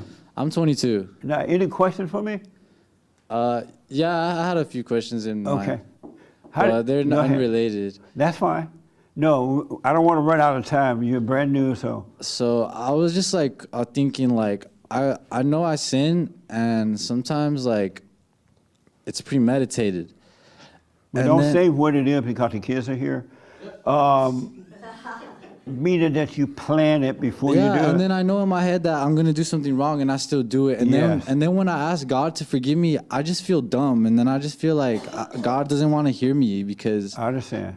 I knew it was wrong and I still did it. Everybody guilty of that. There's not one person on earth who is not guilty of that. You're absolutely right. And so what's your question about it? So like should I even like, am I wrong for like begging for forgiveness when I knew it was wrong in the first place? Yes. So what should I do? Do you have anger? Do I have anger in my heart? Yeah. Not so much anymore. I used to have a lot. Do you have anger? Not so much, no. Do you have anger? Yeah, I do have anger, but not so And much. Did you know that any male that has anger is a female? Yeah. You knew you were a girl? Zahar told me that, yeah. He told you? Yeah. The one that runs home to mama. No, I got kicked out of my apartment. There was a lot for me He's to be still angry trying to about. and justify it. You know when you're wrong, you're just justifying it. No, I'm not being influenced. I just wear my hair like this because I want to do it. What? I heard your voice. No. So any male that has anger is a female, right? And so what that means is you're judging, you're playing God, right? And as long as you play God, you cannot help but do those things that you don't want to do. So the best way to overcome it, God said that we must repent. And what you're repenting of is playing God. So you got to go and forgive your mother for recreating you in her image, because that anger came from her. And she made you her image. So when you go and just say, hey, mother, I'm sorry for resenting you. You know how you can't help yourself? You don't want to do the premeditated stuff, right? But you end up doing it anyway, right? Where your mother could not help herself. What she did to you, because she has hatred in her heart, her mother did it to her, her mother did it to her, it's passed down from generation. So you need to realize, just like you cannot help yourself, your mother could not help herself. And so go and say, hey, I'm sorry for resenting you. I realize now, I can't help myself. I don't want to do the stuff I do, but I do. I realize you must, you're going through the same thing. So I'm sorry for hating you for it. I'm sorry for being angry. And God will forgive you. Don't ask your mother for forgiveness. Don't apologize for anything that you have done, because you could not help yourself. She recreated you in her image. And so she turned you away from your father and all that kind of stuff. And when you turn away from the Father, you turn away from God. So just say, hey, mother, I'm sorry for resenting you for what you've done. I realize now you couldn't help it. And if she say, oh, well, I'm going to forgive you too. Just say, whatever. Because it's hard for mothers to admit that they're wrong. But you forgive her, God will forgive you. He will take away that identity away from you and give you back yourself. And then all those things, you will get self-control over them, and you won't have to do them after a while. They will just disappear. But it's a spirit, and you cannot help it. And God will forgive you when you forgive your mother, and then you will come under self-control. It will happen because now you're back home with the Father. Were you raised by your father? Nah, my dad was not in my life very much. And why wasn't he there? He had his own issues, like addiction issues. Have you ever asked him? Nah. Why not? Because I don't see him anymore. Do you know how to find him? No. You see the hell you went through with your mother? I'm sorry? Yeah, I see it. That's why your father left. He was dealing with that too. He couldn't handle your mother because your mother is his mother. You become attracted to what you hate, and every woman you get involved with is mama. So when your father left, he didn't leave you, he left your mother. He loved you.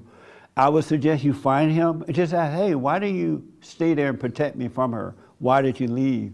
And that will cause you to forgive him, and your whole world will start to change. Really. All that stuff you don't want to do, the premeditated stuff, it'll just disappear in due time. But the most important thing is that your heart would be of love and not of hate. And it's love that would change it, would change that from it. That make sense? Yeah. Are you living with your mother now? Yeah. How old are you? I'm 22.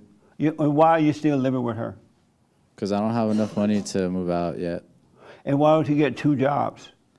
Why don't I get 2 jobs? Yeah. I do have 2 jobs. Well, why don't you get an apartment if you have 2 jobs? I could. I really could. But I want to buy a house. No. Go move. Because if you stay with mama, she's never going to let you buy a house. And if you are fortunate enough to buy a house, she's going to move in with you. Yeah. You notice that, huh? Yeah. Yeah. Oh, yeah. And every woman you get involved with, she's going to cuss them out. I don't like her. Yeah. She's nasty. I don't like the way she treat you. She become your girlfriend. Your mama will be your lover. You know that? Yeah. See, and you like all that? No. So I would tell you to move in with him, but he ain't gonna keep a job. You don't want that trouble. No, but look. You don't want that trouble at all. That's actually He's unconstitutional. That's none of their business. My health. What? Like, they can't ask about my health. Like if I walk into a store and I say I have exemption, they have no business of Don't asking move what in my with him. exemption is. All right. So listen, I highly suggest before you move. Well, I suggest you get your apartment first. Secretly find yourself a little bachelor. Where you live? I live in the valley, Sun Valley. Oh, okay. Find yourself a little bachelor apartment, you know, nice little place, nothing expensive, and go and get it, and then tell your mother, hey, I resent you, and I'm sorry for it. And go move out, whether she like it or not. You're not her husband. You're not her boyfriend. You don't owe her anything. But be grateful that you're still alive, you can get away. And move out and take your time, pay your rent, save up 10% of your money, and God will bless you. You will have a home. But you will learn so much about life. You will grow up. You become responsible. That nature in you that God gave you to develop, the pressure of life will cause you to grow. You're never going to grow under mama. You got to get away. What do you think about that? I think you're right. Yeah. Men are supposed to deal with issues. You're supposed to leave at 18. You're supposed to have it hard because that's how you grow with the Father. He gave you that on the inside to help you grow into a man. But as long as you stay under mama, you would never grow, and she would keep you there. She would never let you leave. She would make up all kind of excuses. Mama's sick. Eventually she'll get sick, and now you're stuck.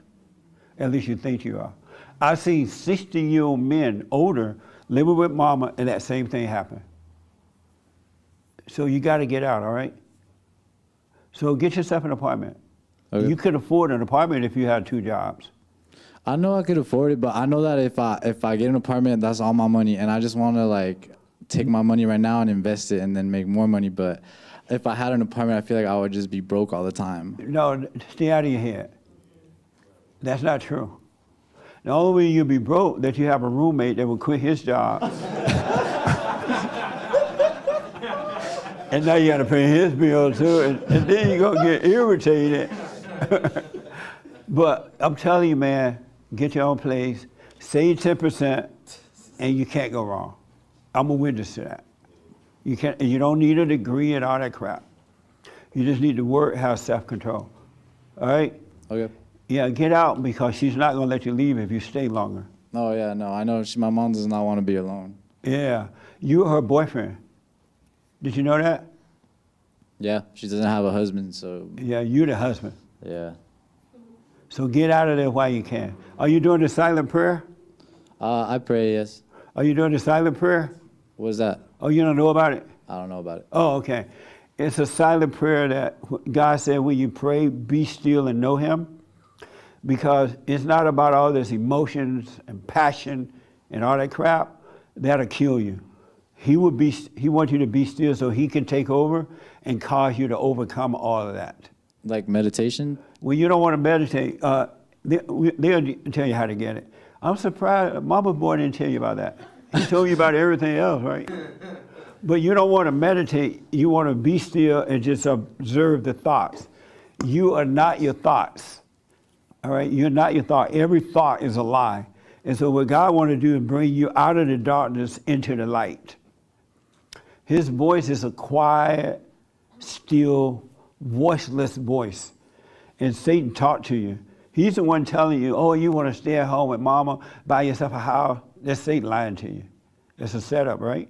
But God wants you to be still so he can guide you. And he owns everything. And once you become his son, he'll take care of you. He'll make a way out of no way. So do the silent prayer video, and so you can come out of your head. But you got to face your mother. Yes. And if she start yelling, crying, blaming your daddy, blaming the cat, if she fall out and die, you just like, wow, mama dead. She dead. And take the insurance and buy your house with that. Are you the only child? No, I have 2 other brothers. I'm Yeah, the middle don't tell them about the insurance money. No, I'm playing. But you got to get out. All right? Okay. You disagree with any aspect of that? I agree with you. Yeah, get out, man. and make sure you stay at work. If they want you to wear a mask, you might not agree with it, but wear it. Quietly find another job if that's what you want to do. Don't quit your job and run home to mama and make up excuses. All right? Thank you, sir. I never know it's mama. Or walk home to mama. Or drove home to mama. All right. Any other question you have? No. Yeah. Overcome the anger, because it's abnormal for male to have anger. Any male that has anger is a female. That's why God said, there will come a day when I return the children to the fathers and the fathers to the children. It's time for you to return to the Father so you can develop into manhood instead of womanhood. All right? All right. Thank you. Right. You're welcome, man. I'm glad you're here. I'm glad Don't to let be him here. move in with you. Yeah. You see, that's trouble. Yeah. Do you see that? Yeah. Okay. I got to do this. I got to get to the biblical question because in reality, this is like over almost. What was the biblical question for this week? You mean for last week? Yeah. What is a man? Oh, yeah. What is a man? Happy Manhood Month, by the way. Y'all know August is manhood, right? Yeah. So this young lady here want to answer, what is a man? And then I'll come to you. Okay. I can't wait to hear this either. When I first heard your question, what is a man? I think someone that's honest, courageous, brave, strong, a leader. That was your first thought? Yes. And then your second thought was what? I'm sticking to that. Oh, okay. And so what is a man? That's what I think a man Repeat is. that, I'm sorry. A man that is honest, courageous, brave, a leader. And what does it mean to be honest, for a man to be honest? That follows God, that follows the truth, that does the right thing. Okay. Yeah. Kelly, what is a man? It's someone who loves God more than anything. Oh, okay. Amazing. You had your hand to answer that, right? Yes, sir. Oh, sorry. I was almost in a car accident yesterday. And Yesterday? I was with my friend Omar. He's about twice my size, and he's black. He's He fat black. too? He's black. Oh. He's black. And he's double my size. And we almost Oh, got in he an accident. extra fat? What no? We're trying to get to the gym. Oh. So he's listening right now. He's listening right now. But Y'all he's had an listening in the accident while car. going to the gym? We're going to go to the gym together, but right now he is literally out in front of the post office taking a nap. Well, that's what fat people do. Yeah. I tried to get him to come to church, but he wanted to at least stay with the air conditioning on. Yeah, he need rest. Yeah. Because he got so scared about the car accident, almost the car accident. Right? Well- They just honked at us. I didn't honk. They honked at me, and then I stopped immediately. I backed up a little bit, and they just went around me. But I had to tell him be still maybe like 20 times. Well, Just be still. We didn't get into an accident. Chill out. That's right. Well, thank you for interrupting me to tell me that. Okay, sorry. I really need to, I'm out of time. That's exactly what I need to hear. Did you have a question? In the back? Yeah. Oh, if I had a question? Yeah. Are you an individual? No, You're not? No. And how do you know you're not? because when I'm around people who I see are doing wrong things, say I'm invited to a party or something, it's someone's birthday, I just sit there and be quiet, get along, to not ruffle feathers. Maybe sometimes I'll say something a little bit honest, and some people hear it and they accept it, but I don't let it go too far. They're not ready to hear it. If they wanted to know the truth, would you tell them then? Yes. Oh, okay. But it's just hard to agree and disagree in the situation? They just get so angry with me, and then they're gonna kick me out, so. Do you care about that? No, I don't. Oh, okay. Right on. So, okay. Nice. Yes, ma'am. The initial question that I had about what about people that are like pushing too much to go against, like for example the mask situation. I see it as something that it's completely egotistical, in my eyes. Right. And I understand the individuality. Like even the way he was saying, oh, the Constitution, it's just like, it sounds so like. What is a man? Logical. A man, to me, it's my husband. What? My husband. You believe your husband is a man? Yeah, I do believe my husband. So you trust him? Yeah, I'm trusting. Yeah, I trust him. You trust your husband? Yeah, I trust him now. You trust your husband? Yep. You trust your husband? Yes. Why I let you lying? Yeah, I trust him now. Yeah.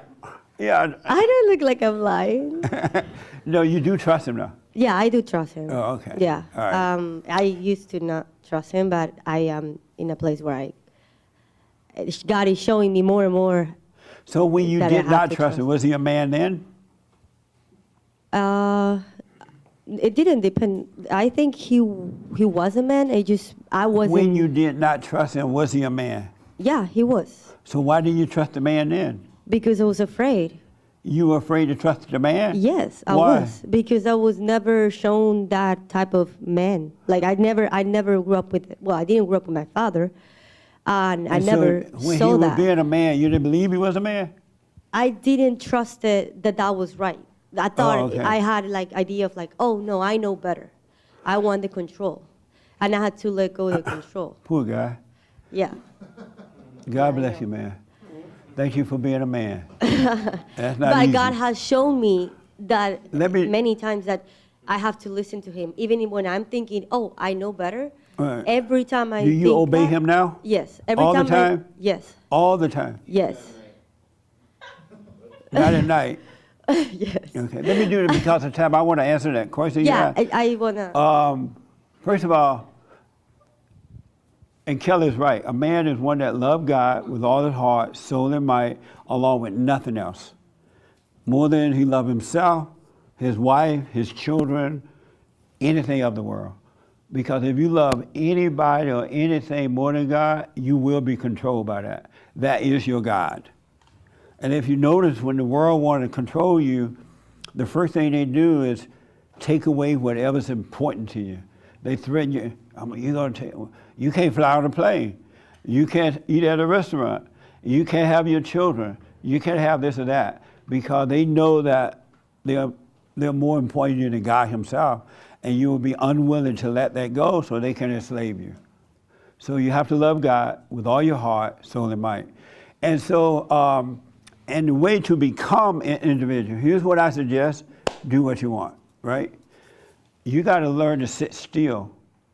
In stillness, all things are made to be. God, the light of God lives within us, and God loves us, and he lives in us.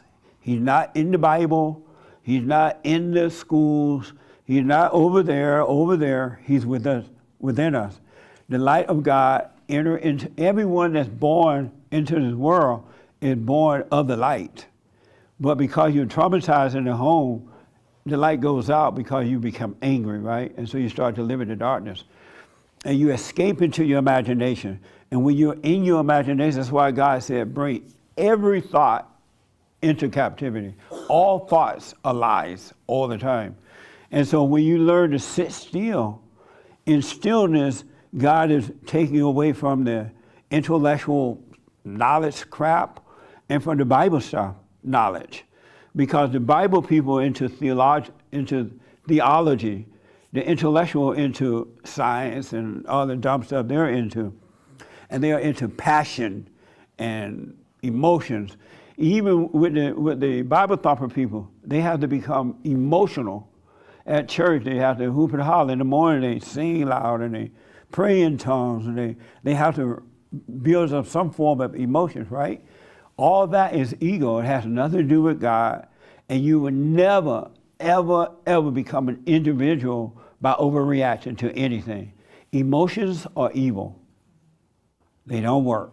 No matter if they're hallelujah emotions or intellectual emotions from the world, it don't work. It's in stillness, God will bring you back to individuality, because he will cause you to love him with all your heart, soul, and might, along with nothing else. You can't make yourself be that way. You cannot make yourself become perfect. And you're supposed to be perfect as the Father in heaven is perfect. And if you're his son or his daughter, if you sit still, you will be made to be perfect. He'll take away all the passion and emotions, and you will become a dispassionate person, which is perfect love. And in perfect love, you will be yourself. You wouldn't even attempt to fit in with the crowd. As a matter of fact, you can't fit, even if you tried to fit in, your nature, which is of the nature of the Father now, would not allow you to fit in with the crowd. You wouldn't be able to help yourself. Because now you're back with the Father. You were not born that way. You were not born to fit in with the crowd. You were made that way when you were turned away from the Father, and the world became your God. And that's why you go along to get along. It's hard to be honest with people because you have hatred in your heart. He will change your heart, but you gotta be still and let him take all that stuff away. He will bring you out of your thoughts because they're not your own. Every thought is a lie. He will change the heart first, and you still find yourself drifted off sometimes into thoughts. You'll find yourself doing some things that you don't want to do. Don't judge it, because it's the heart that he cares about first. Then he'll clean up that stuff, and you will look around one day, and you will be you. You will remember, oh, I used to be this way when I was a kid. I remember not getting angry. I remember not taking things personally. As a kid, kids don't take things personally until they are made to be angry. You're going to come back to that. You have the Holy Spirit inside of you. He will bring all things to your remembrance. You already know the truth. You just forgot when you became angry. And so you got to learn to be still.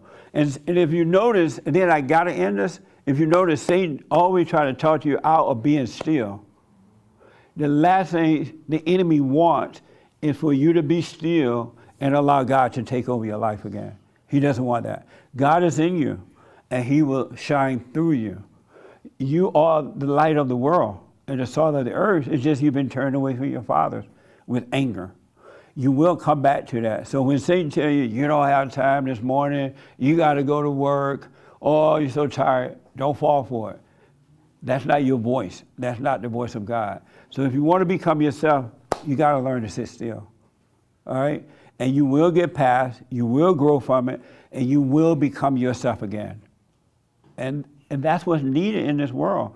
God doesn't want everybody to be the same. We're not the same.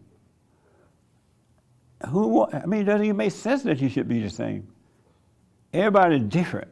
You have a different purpose, but it all works together for the good. But it's not the same. It just works together for the good. What do you think about that, Doug? Which part? Being still and coming back to yourself. Yeah, I think that's the key to almost all of life. I learned that too. I heard it from you first, but I really learned it training people. Yeah. And then maybe even physically showing them how to do it in front of people.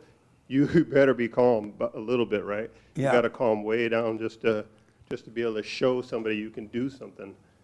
And physically doing stuff has helped me really kind of learn how to calm down in those moments where usually you're going crazy in your head.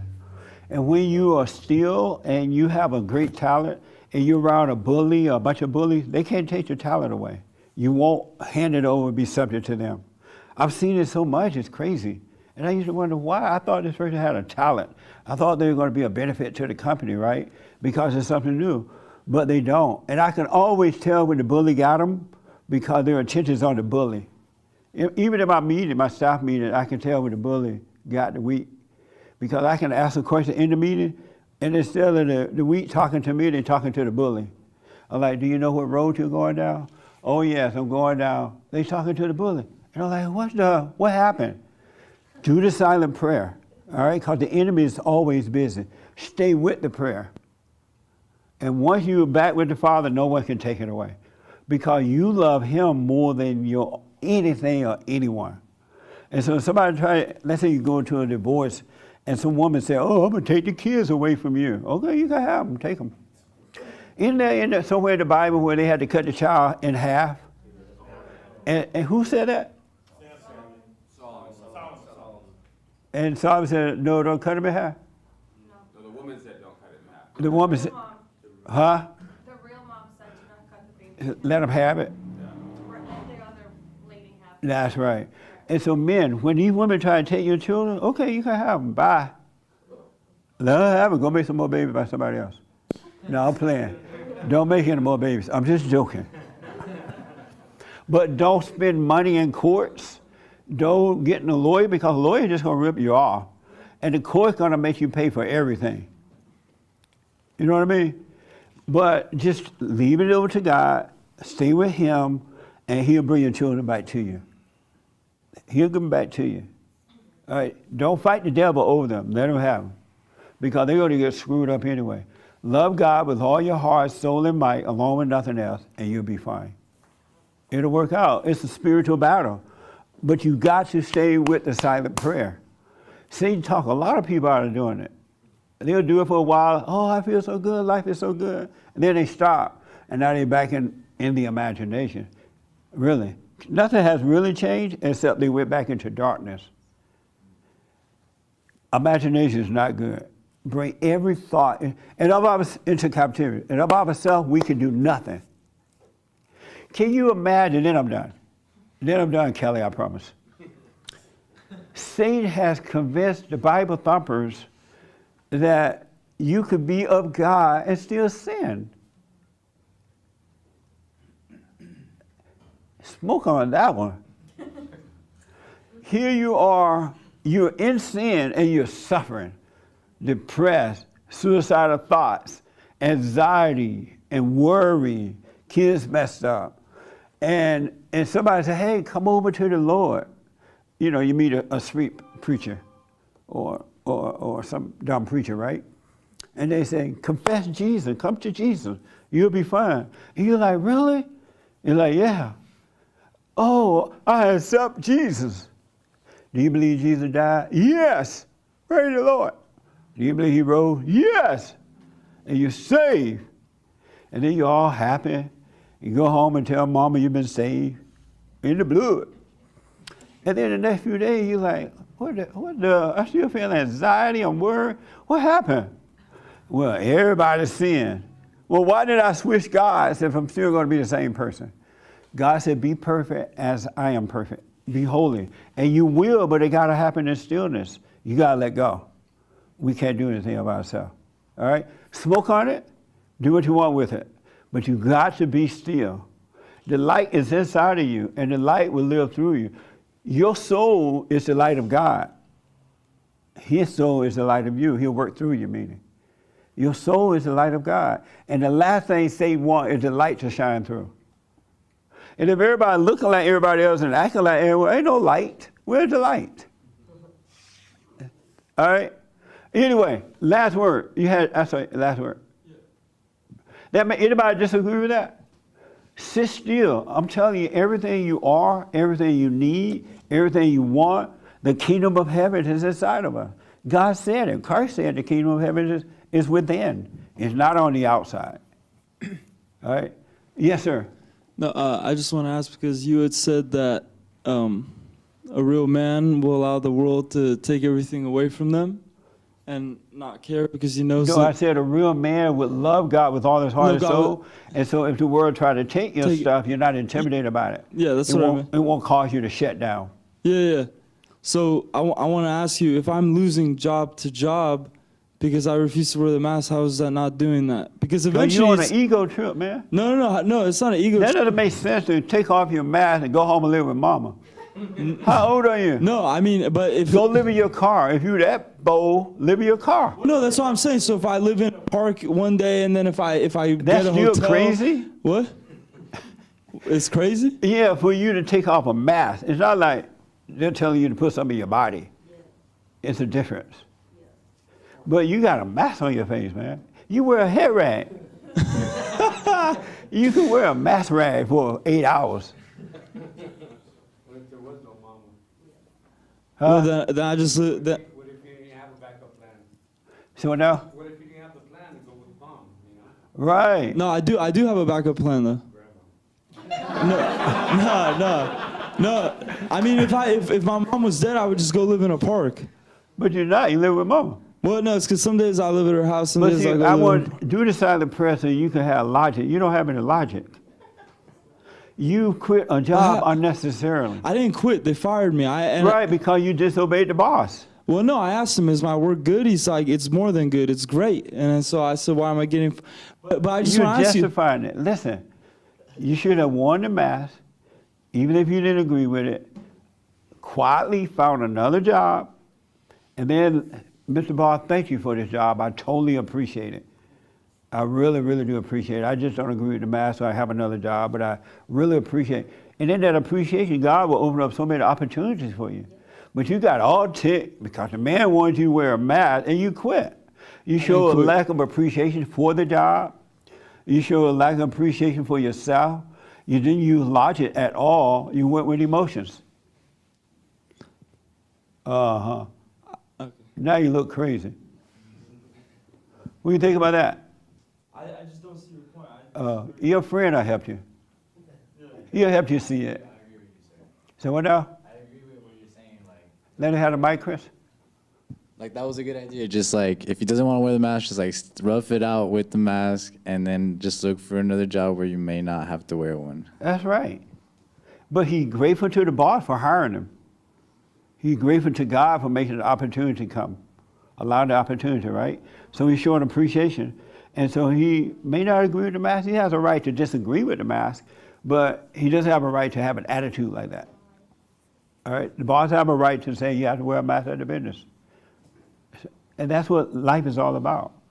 That's what caused you to grow. Amazing. Anyway, Chris, Doug has raised his hand. Should I or shouldn't I? What do you say, Chris? Doug is raising his hand. I find that hard to believe. He wants to. The one that's going to talk about me when I go over. Yeah. All right, this is your fault. I was just thinking about, I forget what's your name? Zahar. What if you had your own business and you had to hire a couple people and you made a policy or, a rule for your workers, and then maybe they thought it was trivial rule. Why do I have to do this? And one of them didn't do it. What would you do? What kind of rules? Doesn't matter. No, don't give him. Yeah, now you want to have a long. What kind of rule? It's A the rule point for is your that company. you made a rule, and now one of your workers is not following that rule. There you go. Ding, ding, ding, ding, ding. Yeah. So listen, I highly recommend be still and know God. We are not in charge of anything. When we're in that fallen state, Satan is our daddy. We're not in control then.